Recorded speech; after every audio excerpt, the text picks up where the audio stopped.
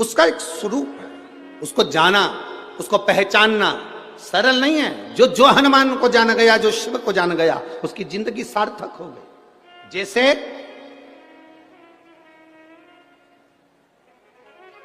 आप एक बेलपत्र,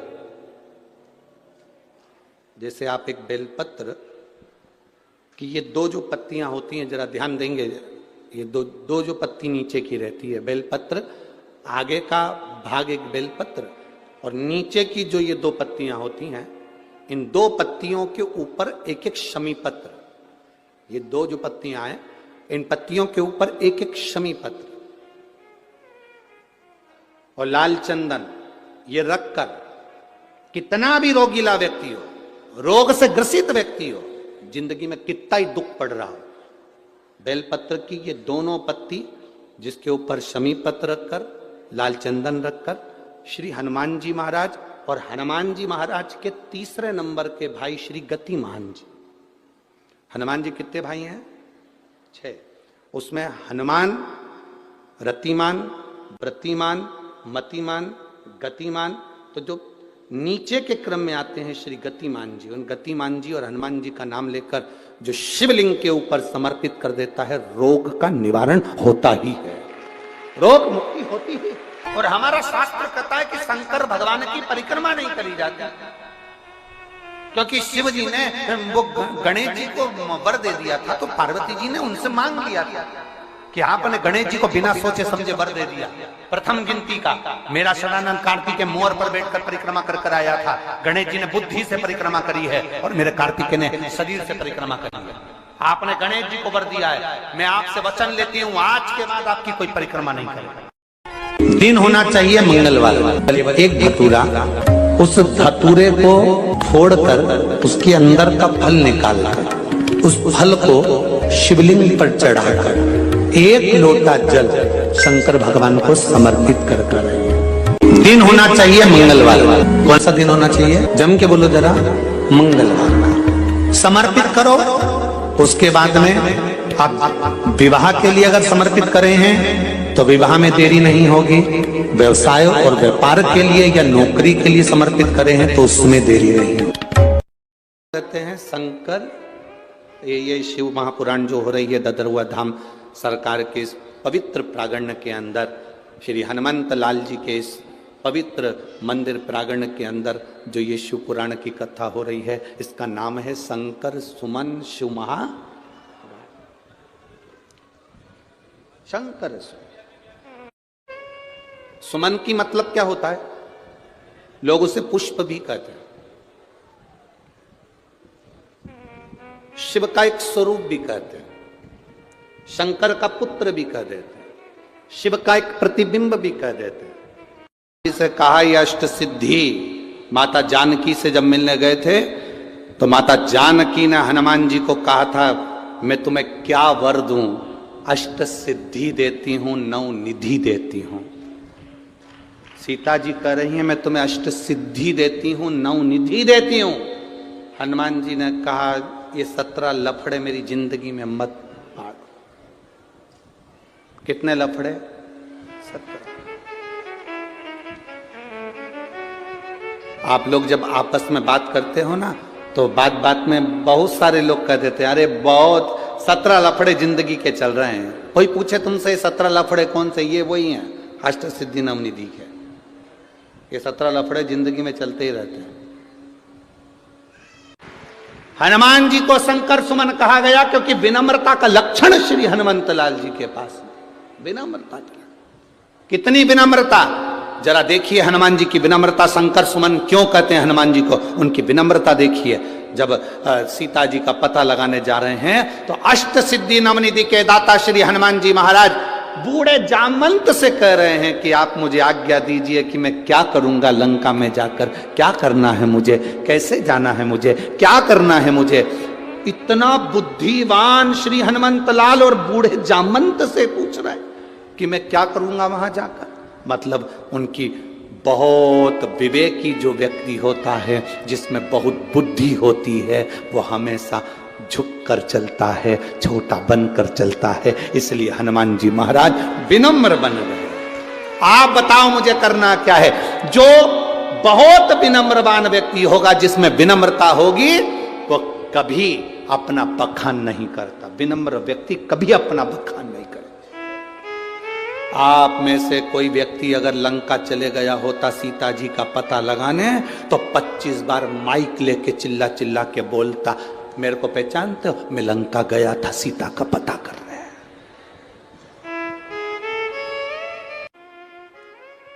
राम जी ने पूछा, हनुमान पता तूने लगाया? हनुमान जी बोले, नहीं प्रभु मैंने नहीं लगाया। जामवंत पास में खड़े तो ने कहा, इसी ने लगाया। फिर राम जी ने पूछा, हनुमान तू लंका गया था? हनुमान जी बोले, मैं नहीं गया, इतने में जामवंत पास में खड़ा था, यही गया था। फिर राम जी ने पूछा, हनुमान लंका में आग तूने लगाई? हनुमान जी बोले, मैंने नहीं लगाई, इतने में जामवंत में ही खड़ा था, इसी ने लगाई, इसी ने।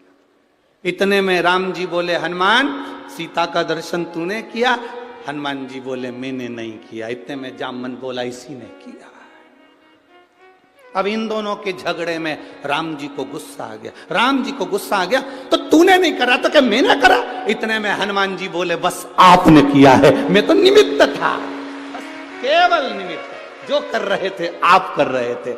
लंका गए आप, भेजा मुझे आपने, दर्शन किया आपने, आग लगाई आपने, मैं तो केवल निमित्त था। आज आपने सत्य कह दिया, क्या मैंने करा?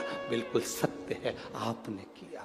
करते हो मेरे बाबा, मेरा नाम और प्रभु आपकी कृपा से सब। शंकर सुमन का मतलब शिव विनम्रता दे दें, शिव विनम्रता दे दें, ये शंकर सुमन का लक्षण है, विनम्रता। कितनी विनम्रता श्री हनुमान जी महाराज में होगी, जरा विचार करिए।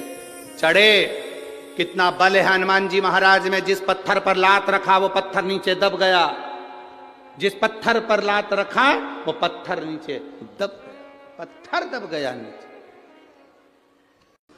विनम्रता देखिए श्री हनुमान जी महाराज की। उनको शंकर सुमन क्यों कहते हैं?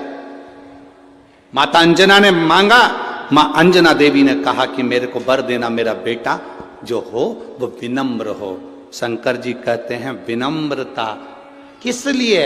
तो अंजना माता कहती हैं बलवान व्यक्ति, वीर व्यक्ति, सिंहासन पर बैठने वाला व्यक्ति, राजसी ठाट में रहने वाला व्यक्ति एक दिन मरकर चला जाता है। मरकर चले गया तो 2 साल, 4 साल, 6 साल, 8 साल उसको लोग पूजते हैं, उसके बाद कोई नहीं पूछता। पर कोई विनम्र व्यक्ति है, अगर चला जाता है तो मरने के बाद भी पूजाता रहता है, उसकी विनम्रता के बाद। शंकर की आराधना करी थी, शिवलिंग की पार्थिव लिंग का निर्माण करती, पूजन करती माता अंजना। उनके साथ में केसरी बाबा भी पूजन करने बैठे, गौतम ऋषि के कहने पर उन्होंने पूजन करी थी। पार्थिव शिवलिंग की जो पूजन है ये जीव को फल देती ही है। राम जी जब अयोध्या से चले मेरे सीताराम सरकार, लंका तक जाते हैं, लंका के बीच में जितनी जितनी जगह पर राम जी रुकते हैं प्रतिदिन, उतनी उतनी जगह पर एक पार्थिव शिवलिंग का पूजन करते हैं। हम आपसे प्रार्थना करेंगे कभी जिंदगी में मौका मिले, आप वृंदावन की यात्रा करने जाते हैं, आप गोवर्धन परिक्रमा करने जाते हैं, आप पंढरपुर जाते हैं, आप द्वारका जाते हैं, आप जगन्नाथ जाते हैं, एक बार राम पथ गमन पर भी जाकर देखिए, जाकर देखिए। भारत सरकार द्वारा राम पथ गमन बनाया गया है। अयोध्या से लंका तक के बीच में रामेश्वर तक ये राम पथ गमन बना है। कुछ मध्य प्रदेश में, कुछ छत्तीसगढ़ में ऐसा होता हुआ, कुछ महाराष्ट्र में फिर होता हुआ ऐसा राम पथ गमन गया। पार्थिव शिवलिंग का निर्माण मेरे राम जी ने किया है, और केवल राम जी ने नहीं, भगवान कृष्ण ने भी पार्थिव शिवलिंग का निर्माण करा।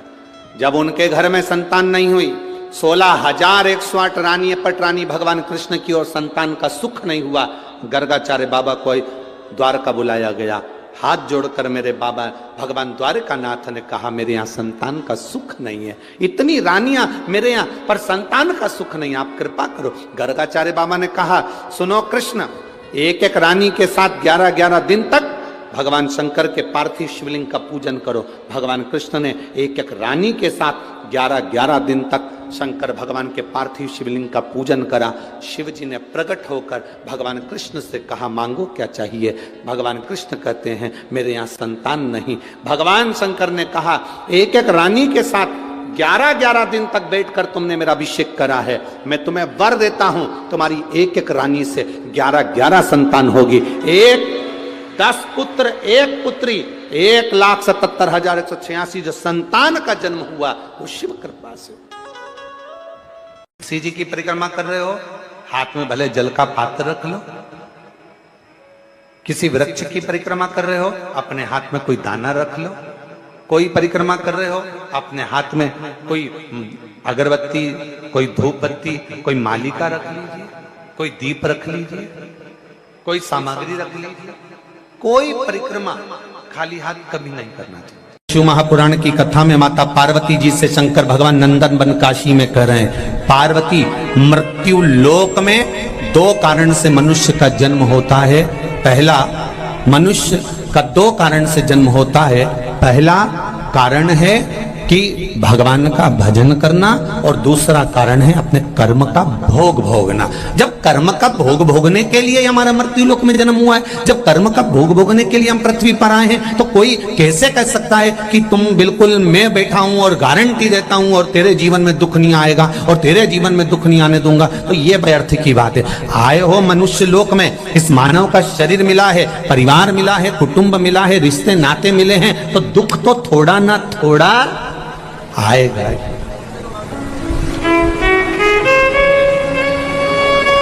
थोड़ा ना थोड़ा तो प्राप्त होगा, दुख थोड़ा ना थोड़ा तो मिलेगा, ये निश्चित है।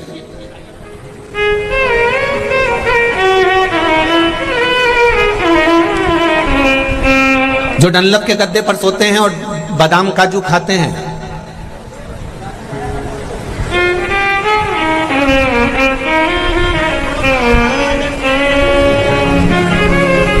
जिंदगी भर ब्रांडेड कपड़े पहनने वाले भी आखिरी में कफन बिना ब्रांड का जाता है।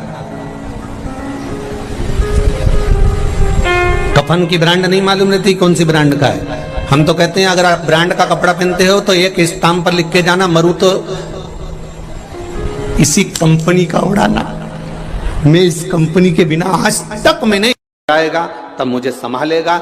शिव महापुराण की कथा कहती है, भगवान शंकर ने अपने पुत्र श्री गणेश जी महाराज की शादी कर दी, रिद्धि सिद्धि जैसी बहुएं आ गई, पर भगवान शंकर ने कभी अपने पुत्र और पुत्र बहू से कभी आस नहीं लगाई। शिव जी ने कभी आस नहीं लगाई अपनी रिद्धि सिद्धि से, शंकर भगवान ने कभी रिद्धि सिद्धि से आस नहीं लगाई।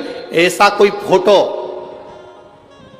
तुम्हें अगर कहीं से मिल जाए तो हमको भी भेज देना, जिस फोटो में रिद्धि सिद्धि शंकर भगवान को रोटी खिला रही हो, भोजन करा रही हो, शंकर भगवान को पकवान बनाकर खिला रही हो। अब ये तो बहू है ना, तो इनका तो फोटो होना था, पर आज तक एक पुराण में, किसी शास्त्र में, किसी वेद में कहीं वर्णन नहीं आया कि रिद्धि सिद्धि ने भोजन बनाया और शंकर जी को भोग लगाया। शंकर जी ससुर हैं उनके, कि ससुर जी को भोजन कराया। क्यों? क्योंकि शंकर भगवान को अपनी बहुओं से आस नहीं है। शंकर भगवान खुद पर भरोसा रखते हैं, विश्वास रखते हैं, इसलिए आस नहीं लगाते।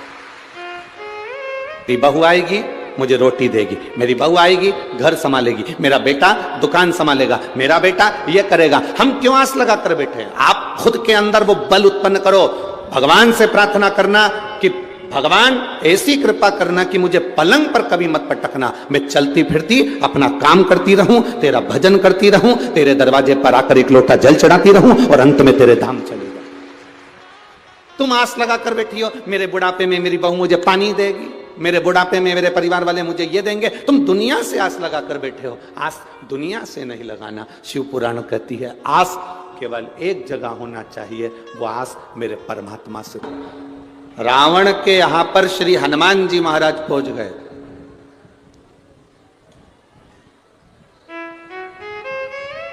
और रावण को हनुमान जी ज्ञान दे रहे थे। सुन रावण, सब छोड़ दे, प्रभु राम की शरण ले। रावण कहने लगा, बंदर होकर मुझे ज्ञान देता, मुझे जानता नहीं है तू, तेरी मृत्यु तेरे पास में खड़ी है। रावण हनुमान जी से कह रहा है, तेरी मृत्यु तेरे पास में खड़ी है। रावण वो बलवान था जिसने मृत्यु को भी कैद में रख रखा था, अपने बंधन में रख रखा था। वो कहे तो अब भी मारे। रावण कह रहा है, तेरे पास में तेरी मृत्यु खड़ी है, तुझे भय नहीं लग रहा? हनुमान जी ने मुंडी घुमा कर देखा तो पास में यमराज खड़ा था, मृत्यु खड़ी हुई थी। तो हनुमान जी से रावण कह रहा, तुझे भय नहीं लगता? हनुमान जी कहते हैं, मुझे भय नहीं लगता, तेरे पास में मौत खड़ी है। हनुमान जी बोले, भले पास में खड़ी है पर देख तुझे ही रही है, मेरे को नहीं देख रही है। खड़ी है पास में पर देख तुझे रही है। तू जानता नहीं है ये मृत्यु तेरे को अब भी निपटा दे। हनुमान जी ने कहा, रावण फालतू की बात मत कर, मेरे पास में मृत्यु खड़ी है, मेरी पड़ोसन है और मेरे पास खड़े होकर मृत्यु कह रही है, कब निपटाना है इसको? ये सामने जो सिंहासन पर बैठा है रावण, इसको निपटाना कब है? अभी निपटाऊं कि बाद में? हनुमान जी कहने लगे, वो तो मैं राम जी को कहकर आया था, जामंत को कहकर आया था, कुछ भी आड़ा टेढ़ा करके नहीं आऊंगा। नहीं तो मेरे जिस चरित्र को रामचरितमानस में बांचा गया है उसका नाम है सुंदर, जम के बोलो जरा, सुंदर कांड। तो हनुमान जी बोले, मैं 2 मिनट में कांड करूंगा और चले जाऊंगा। 2 मिनट लगेगा, इससे ज्यादा नहीं लगेगा। पर मैं यहां केवल आया हूं, तुझे समझा रहा हूं, तू समझ जा। समझ गया तो तेरी जिंदगी सार्थक, नहीं समझे तो बात दूसरी। जिस बहू को सास ससुर की बात बुरी लगने लगे, जिस बेटे को माँ बाप की बात बुरी लगने लगे, दूसरों की बात अच्छी लगने लगे, पड़ोसन की बात अच्छी लगने लगे, रिश्तेदारों की बात अच्छी लगने लगे और घर का व्यक्ति कहे तो बुरी लगने लगे, तो समझ लेना उस व्यक्ति को दुनिया में कोई नहीं बचा सकता, उसका अंत निश्चित है, उसे बर्बाद होना है। 7 पवित्र नदियों का जल, उसमें से कावेरी, नर्मदा, गंगा, गोदावरी, सरस्वती, जितनी ये 7 नदियों की पवित्रता है, मंदाकिनी, नर्मदा, गंगा आदि, यमुना, 7 नदियों का जल एकत्र कर और 7 नदियों के जल से किसी भी महादेव के मंदिर में एकांतेश्वर महादेव का नाम ले। कौन से महादेव? हमने पहले कथा में कहा है, कई बार एकांतेश्वर महादेव की कथा भी कही है, सुनिए आप लोगों ने। एकांतेश्वर महादेव का हमने वर्णन किया है। जिस दिन तुम्हें लगे कि मेरा ये काम होना चाहिए, उस दिन एकांतेश्वर महादेव के पास जाकर बैठ। एकांतेश्वर महादेव मतलब बाहर मिलेंगे। ये लोग कहते हैं कि यहाँ नर्मदेश्वर महादेव है, कल हम गए थे दर्शन करने के लिए। इनका कहना है कि ये नर्मदेश्वर महादेव है, पर हमारा जो स्पर्श मात्र से हम जो समझते हैं, हमने ये जाना है कि ये जो धरा है, ये जो भूमि है तारा बाबा की जो कुटिया है, ये शहर से दूर होना चाहिए। अर्थात पहले यहाँ शहर नहीं थी, ये एकांत में थे। एकांत में थी तो यहाँ जो तारा बाबा आराधना करते थे शंकर की, वो शंकर साधारण नहीं होगा, वो एकांतेश्वर महादेव ही कहलाया। एकांत हृदय की बात, एकांत।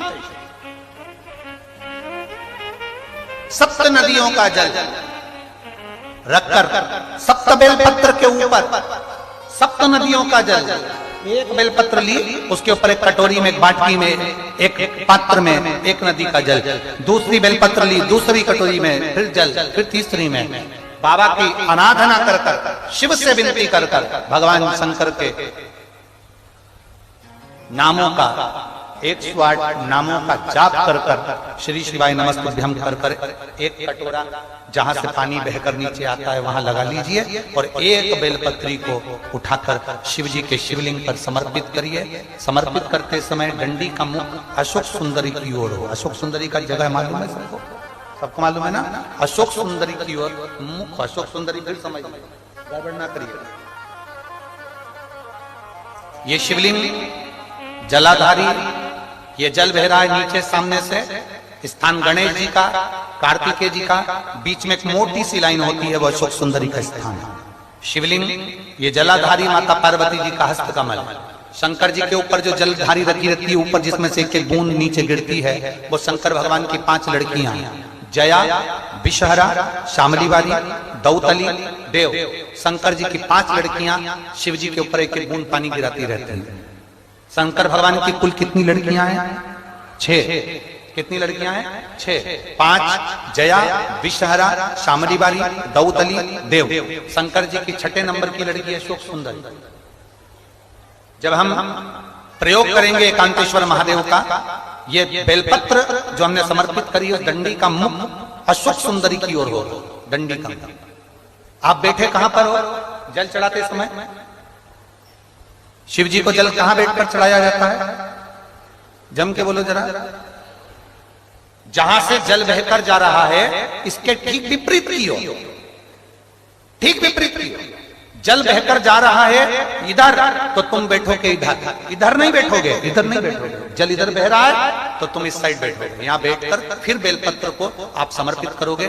डंडी का मुख उधर होगा, पत्ती का मुख आपकी ओर होगा, और जो एक नदी का जल है वो समर्पित कर कर जो पात्र लगा है उसमें वो जल इकट्ठा होते चले जाएंगे। दूसरी बेलपत्र उठाना है, 108 बार शिव का नाम लेना है, फिर वापिस बेलपत्र श्री शिवाय नमस्तुभ्यं कर समर्पित करना है। डंडी का मुख अशोक सुंदरी की ओर होना। जब 6 बेलपत्र अशोक सुंदरी की ओर जाएगी, 7वें नंबर की जो बेलपत्र है उसका डंडी का मुख आपकी ओर होगा, और डंडी का मुख आपकी ओर होकर जल चढ़ाकर आप उस जल को झेल लेंगे।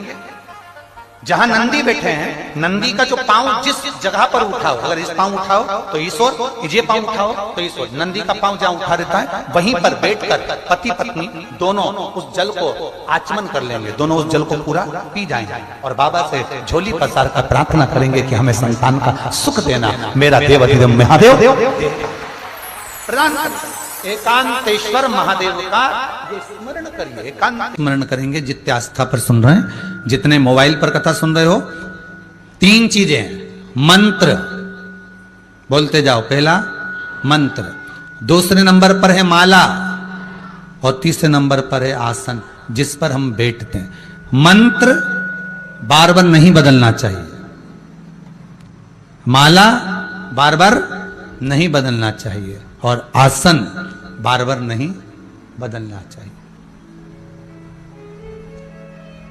आसन में कितना बल होता है, उस आसन का कितना बल है, श्रीमद् भागवत कथा कहती है। एक व्यास वक्ता श्रीमद् भागवत कथा करने वाले हो, शिव महापुराण कथा करने वाले हो, देवी भागवत करने वाले हो, रामचरितमानस का स्मरण कराने वाले हो, उस आसन की महत्वता कितनी होती है कि जब वो आसन चला जाएगा, वो आसन जब उठ जाएगा, मेरा गुरु मुझसे बिछुड़ कर चला जाएगा, फिर इस जीवन से फिर कुछ रस तत्व रहा ही नहीं है। सब कुछ, कम से कम एक दिन उस आसन पर बैठकर कथा सुनो, जिस आसन पर आप निरंतर पूजन करते हो, निरंतर स्मरण करते हो, निरंतर अर्चना करते हो, निरंतर नाम जाप करते हो।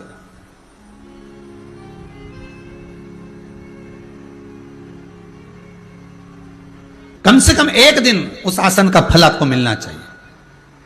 माला होती है ना अपने जपने वाली, हाथ में अपन जो जपते हैं, वो माला को भी ज्यादा नहीं बदलना। वो माला जपते रहो, कहीं से अगर टूट गई, खंडित हो गई तो माला का धागा बदल लो, पर मन के मत बदलो। उस मन के को नहीं बदलना है आपको, धागा वाले बदल लो, पर मन का नहीं बदलना चाहिए। क्योंकि एक एक मन के में तुम्हारा मन जुड़ा हुआ है, भगवान की भक्ति जुड़ी हुई है, भगवान का स्मरण जुड़ा हुआ है। अब भले लोगों का फैशन हो गया, पर यहां फैशन की बात को छोड़ दो। अब लोगों का फैशन हो गया कि मंगलसूत्र भी लोग नई नई डिजाइन कर हर 15 दिन में 20 दिन में बदल लेते। पर किसी सौभाग्यवती नारी से, बुजुर्ग माता से, किसी बुजुर्ग माता से, किसी सौभाग्यवती नारी से पूछना, गले का मंगलसूत्र हाथ का चूड़ा श्री और शिवाय पांव का नमः। बिछूड़ा। श्री शिवाय नमः। बुजुर्ग से बुजुर्ग श्री माताएं शिवाय भी नमः। ना श्री जाने शिवाय कितने नमः। साल तक नहीं बदलती थी, कितने वर्ष। चैनल को लाइक सब्सक्राइब जरूर करें। धन्यवाद। अब आज के जमाने में तो लाल साड़ी पहनो तो लाल पहन लो, हरी पहनो तो हरी पहन लो, पीली पहनो तो पीली पहन लो। अब जब मर्जी पड़े, जब हाथ का चूड़ा उतार दिया, जब मर्जी पड़ी पांव की बिछुड़ी उतार दी। हमारे यहाँ बुजुर्ग से बुजुर्ग माताओं से अगर आप पूछोगे तो बुजुर्ग से बुजुर्ग माताएं जब ग्रामीण क्षेत्र में आप लोग कभी देखेंगे, अब तो शहरी क्षेत्र में आप लोग पल रहे हैं, बड़े हो रहे हैं, ग्रामीण क्षेत्र में आपके जो बुजुर्ग रहे होंगे, चाहे राजस्थान में, जहां उत्तर प्रदेश आदि जगहों पर, मारवाड़ में, मालवा में होंगे, उनके पांव में पायल की जगह एक मोटी सी कड़ली डलती थी। वही वो हटे नहीं, वो दबे नहीं। क्यों पहनना है, के कारण क्या है? अब तुमने साड़ी बदली तो चूड़ा बदल लिया, चूड़ा बदला, अब ना जाने पहले तो पंडित जी से पूछते थे, महाराज जी चूड़ी बदलना जरा मुहूर्त बताना, जरा कौन सी तारीख को बदले, हम कितनी बजे बदले, जरा मुहूर्त देख के बताना। अब आज के जमाने में तो कहीं पंडित जी से पूछो तुम, राम जी राम, जाने तो दादा, ना तो काल घड़ी देखी ना मुहूर्त देखा, बस हाथ से चूड़ा उतारा और रखा, बदल कर दूसरा चली गई।